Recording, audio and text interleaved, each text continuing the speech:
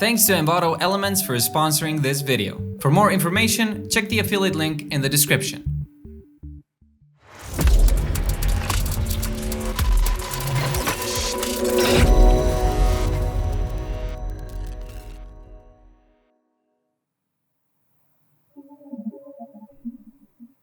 Hello everyone, and welcome back to another tutorial.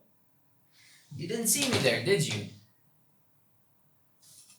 Anyway, let's take a look at what we're gonna be creating.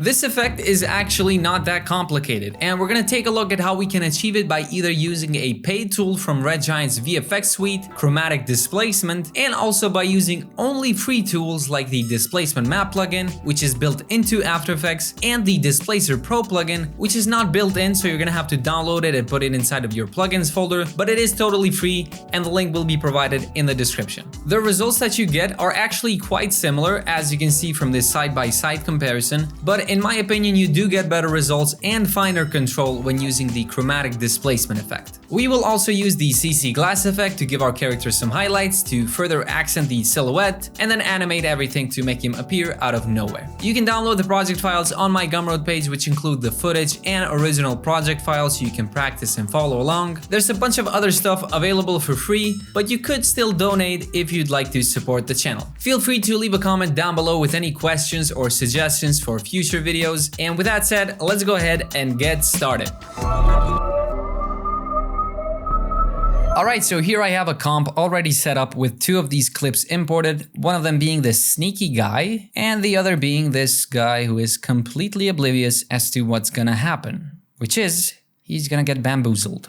Alright, now the very first step to achieving this effect is to first isolate our sneaky guy so that we can add distortion effects based on its alpha channel. And so there are mainly two ways of doing that, but I will also show you a third way. The first one is to rotoscope him manually. And if I unshy the layers, we will get this hidden matte layer. And fun fact, this clip is actually from a short film we did maybe 4 or 5 years ago. Obviously it didn't go anywhere because I never finished it. But this shot was actually meant to be an invisibility effect. And I did end up rotoscoping him manually. So if I selected hit U to bring up the keyframes, you can see all of the animated masks. Now the funny thing is, it was me who rotoscoped this, but at this point it's been so long ago now that I don't remember the pain and suffering I must have gone through. But anyway, we'll shut that off. And then for the second method of isolating him would be to use maybe a blue screen or a green screen and key him out. But I will also show you a third way, which is a very quick and dirty solution and might not end up working at all, but we'll give it a try. So let's go over to the last frame here, and then we'll duplicate our sneaky guy clip, and then right click, time, freeze frame, and then hit return to rename it to clean plate, and then we'll shut it off, and on the original sneaky guy clip, we'll add the effect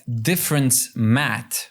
And the way this effect works is you choose a difference layer, in this case the clean plate, and let's just solo this out so we can see things. And then using the matching tolerance, you can define what pixels to keep and what pixels to cut off. And the way it determines which pixels to keep is to look at what pixels actually match each other. And seeing as this clean plate is from the same shot, but doesn't have our guy present, then it's gonna cut off all of the pixels except the guy. Now, of course, this doesn't give us a perfect matte. You can see down here, we got a bunch of pixelation going on. And then you also have some other areas here that pop in and out from time to time. So maybe tweak the matching tolerance by holding down Control to adjust it in finer increments. Now let's say leave it at 4% or so, and then maybe even increase the blur before difference to smooth out the matte bit. And at this point, you could even say, create a new solid, call this matte, shut it off for a moment, and then grab the pen tool, or you can click the G shortcut and just draw a mask on the matte layer, and then use that matte layer as an alpha matte to cut off the character here. And then of course you can hit M, toggle the stopwatch on the mask path, and then animate the mask to follow him. And then you could pre-compose those two layers and then use that as your guy matte. But anyway, seeing as we already have an animated matte, we'll go ahead and use that as an alpha matte. And then we'll select it and duplicate it because we want to pre-compose these two ones, but we also want to keep a copy of it in this composition. So we'll select both of these layers, go over to layer,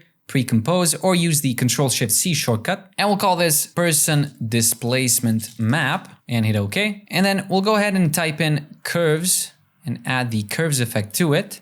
And what we want to do is just boost the exposure a bit and the shadows so we can reintroduce more of the details. And now we can shut it off, and then we'll select the oblivious guy layer, duplicate it, and we'll rename this to distort. And this is where we're going to apply our distortion effects. So with it selected, we'll search for chromatic displacement, which is again from Red Giant's visual effects suite. And first off, we'll choose the displacement layer to be our person displacement map, and also make sure to take into account the effects and masks, which will use the curves effect we just set up. And now we won't be able to see anything just yet, and that's because the displace amount is set to 0. So if we increase that slightly, and then maybe say move over here where we can see a bit more detail behind him, you'll be able to notice how our footage is being displaced based on our displacement layer. And you can just barely make out the shape of our sneaky guy here. Now let's go ahead and look at the options here one by one. So at the top we have displacement layer alpha, and we have 3 options here. So the first one being use, which basically takes into account the alpha channel of our displacement map. Next up we have ignore, which is gonna ignore the alpha channel and sort of bleed the distortion. And so if I say increase the soften displacement layer a bit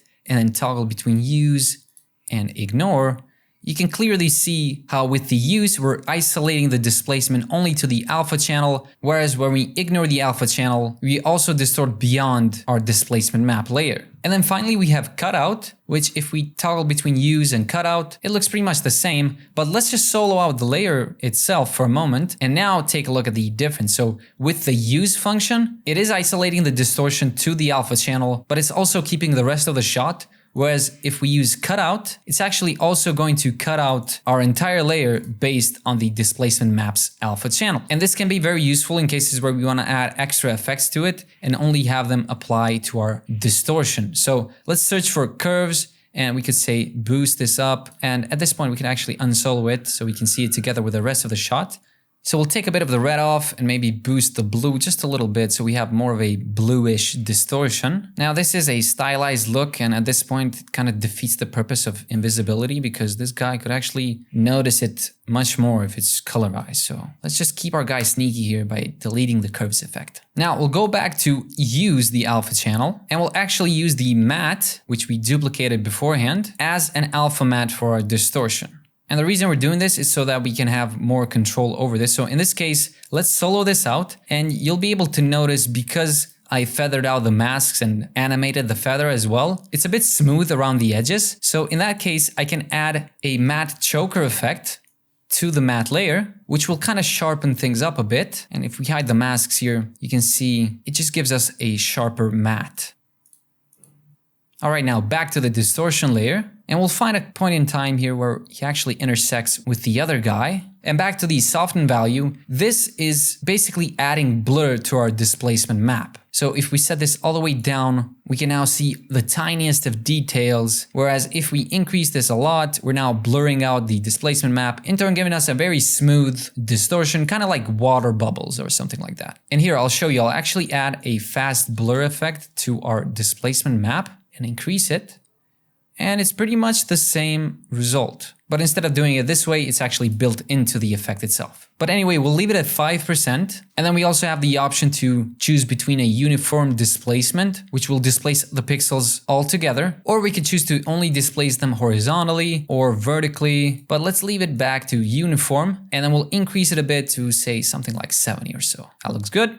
Next up, we have display spread and spread chroma. Now let me turn this one to 0 just for a moment to get rid of those colors. And you'll be able to see what the display spread does when we set it to 0. Everything is looking a bit too crispy. And as we increase it, kind of introduces some fall off and gives us a smoother distortion. And then the spread chroma, this is completely dependent of the display spread. So if this is 0, and we increase this to 100%, nothing is gonna change. So for this to take effect, we actually need to introduce some spread displacement. And let's say set this to 10, and then the spread chroma basically introduces some chromatic aberration, if you will. Kind of like light is refracting inside of the shape there. And then next to that, we have chroma tint, which just tints the chromatic aberration. And if we go over to 100%, you'll be able to see magenta and yellow colors. If we go over to -100, we get more of a orange and teal look. And at 0%, we have mainly red and blue colors. And then finally, we have the spread quality. And let me just zoom in here in order to see that a bit better. If we go down all the way to 3, you'll be able to see a bunch of these artifacts here. So by default, it's set to 15 to give us a smoother result. But we can actually say double this just to make sure we don't see any artifacts. Now, the effect actually does render pretty fast, but I would advise to still keep this as low as possible while still making sure you don't see any artifacts. All right, so let's give that a quick preview and see where we're at so far. I must say, this effect looks pretty yummy indeed. Now we will be adding some more details, so let's go ahead and select our distort layer, and this time we'll search for CC Glass and drag and drop that in. And in fact, we'll shut this off for a moment and we'll also solo out our layer so we can more clearly see what is happening. And under the surface, right here, we have to choose the bump map, which is again gonna be our person displacement map with its effects and masks. And also make sure to use the lightness channel, so the black and white values. And let's just decrease the softness so we can see more of the details coming in here. You can switch to full and then increase the height a bit. As for the displacement, I want to set that to 0 because I want to only use the CC glass to introduce some highlights and not displace it any further because I want the displacement to be taken care of by our chromatic displacement effect. Now let's go down to the shading and I want to set the ambient to 100 and the diffuse down to 0. So we remove any sort of shadows and we bring the ambient lighting back to 100%. So pretty much no lighting changes are apparent. And then increase the specular, which will boost the specular highlights. Then we'll also increase the roughness a bit to say 0.05. And then also set the metal to 0 as well. Now let's maybe increase the softness just a little bit to maybe something like 10. I don't want as much detail here. And you can see how the highlights here represent the overall shape of our character. Now let's go into the lighting. Now we do want to use the lighting system of the effect itself, so no After Effects lights, and also set the light type to distant light, so we only have to set the direction of the light instead of having to worry about positioning the lighting or anything like that. So we'll go back to distant light. For this case, I believe it is 90 degrees, because if we unsolo this, you can see that there's lighting coming in from this window to the right. And if we go back a bit, we can tweak the light direction. Oh, it's actually minus 90 then. Yeah, there you go. Minus 90 seems to be coming from the right. Now we could also set the lighting intensity to 50 and the light height to 50 as well. And I am going a bit fast through these options here, but feel free to experiment with them as the values themselves are pretty self-explanatory. Let's just bring the height back up to 100%. Re-enable the chromatic displacement and then move forward here. We can see those both together. Now it is looking a bit too intense in my opinion, so we can bring this back to 50. Tweak back the specular intensity to say 50 as well. Now, another thing we could do is add some fast box blur after the CC glass just to smooth out the entire displacement a bit to say 0.5 and repeat edge pixels. So you see there's some sharp edges there. And in fact, we could even do 0.3 instead. And we could also say copy this and paste it onto the mat to smooth out the edges just a little bit to make it seem like it's a bit out of focus. Now let's shut this off for a moment and this fast box blur. And let's say we want to make this look like it's out of focus. One way to do it would be to select all 3 of these layers and pre-compose them. And we'll call it displacement. And then add the fast box blur effect and just increase it. So we blur everything all at once to give us the impression of it being out of focus. But the issue I have with this is that now they're all inside of their own comp. And sure, we could copy the Oblivious Guy comp and go inside and paste it here and bring it at the bottom, use it as a guide layer and then work here. But usually if I can, I like to work within one comp without having to pre-compose too much. So Control Z and we'll go back and instead we'll uncheck the track matte here and we'll go ahead and search for the set matte effect instead. And choose the matte with its effects and masks and then bring the fast blur effect below that and then blur it. So we pretty much achieve the same result as if we were to pre-compose them. But this way we get to keep them all inside of this comp. Anyway, let me delete the set matte effect, set this back to 0.3 and also re-enable that and set this back to alpha matte. Now at this point we could animate this, so let's go back a bit. Let's just say find a point where we want the displacement to appear. As soon as he passes him, so at this point, we could select the layer and then set a keyframe for both the soften and displace amount and also for the height amount on the CC glass. Then hit U, bring up the keyframes and we'll move forward a bit by say 1 second or so and we'll set a keyframe there and then go back to the first frames and then we'll increase the soften amount and then set the displace and height to 0 and then we'll select them, right click, keyframe assist and easy ease, bring the work area end And then we'll switch to full and then RAM preview that. All right, so it's looking very nice how he's just appearing out of nowhere. And I would say we're pretty much done with the effect at this point. But the thing is, not everybody has access to paid plugins like the Chrome displacement effect in this case. So let's quickly take a look at how we can achieve a similar effect by using only free tools. So we'll select the chromatic displacement, edit, duplicate, and we'll rename this to free method.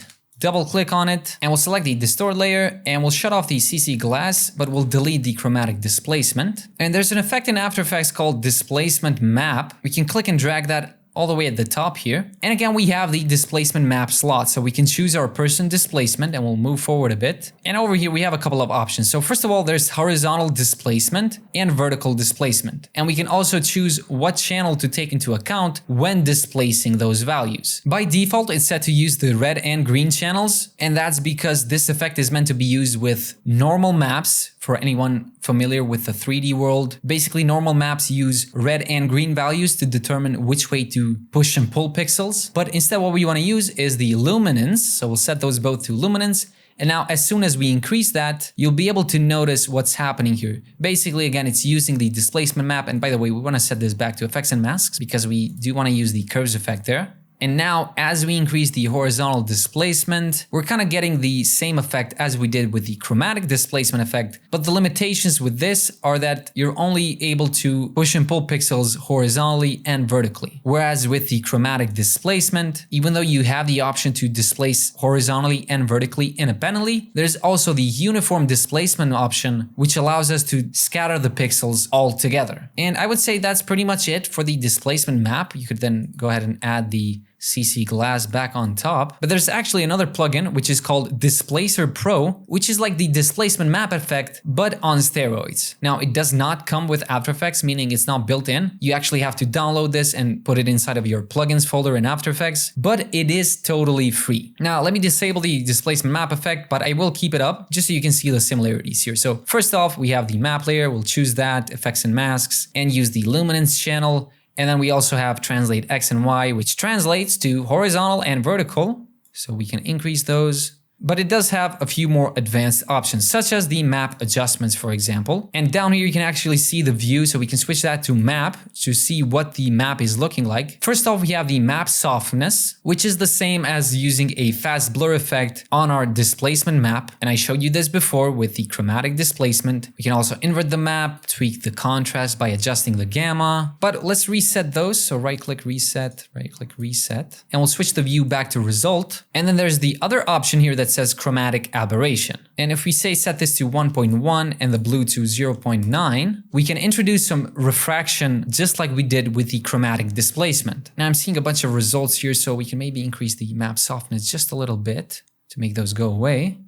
And then maybe we'll do something like that, just to keep it a bit subtle. And there's also an anti-aliasing option down here, which if you happen to notice any sharp edges or anything, we can maybe pump that up to 4, which will smooth out those pixels. And once again, we'll hit U to bring up the keyframes. We'll go over to the first frame here. We'll set a keyframe there, hit U again to show those newly created keyframes. Bring these over at the end and we'll set these back to 0. Select them all, hit F9 to ease them, and then we'll preview it. Alright, so there you go, that's the Displacer Pro version. And again, the logic behind these effects is actually pretty similar. So I would say the Displacer Pro effect can get you pretty far, but if you can invest and get the chromatic displacement effect instead, then I would actually suggest you use that. And usually I use third-party paid tools, but when it comes to tutorials, I do want to make sure that I show the possibilities that are available to you with free tools as well, so that everybody can jump in and have some fun. Okay, so at this point, you can maybe do some color grading, add some black bars and everything, make this look a bit more pretty. But other than that, we can go ahead and move on to the outro of this tutorial. Alright guys, that was all for today's tutorial. This one was a bit shorter than usual, but still, thanks for watching and being patient all the way through. Go ahead and download the project files on my Gumroad page and give this effect a try. There are also a bunch of other projects that we've worked on previously, and every one of them is using the pay what you want system, so you can grab anything you want for free while still having the option to support the channel if you'd like to. If you have any questions or suggestions for future videos, then feel free to leave a comment down below, hit subscribe and turn on the bell to be notified whenever a new video comes out. Thank you once again for watching, and I'll see you next time. Peace out.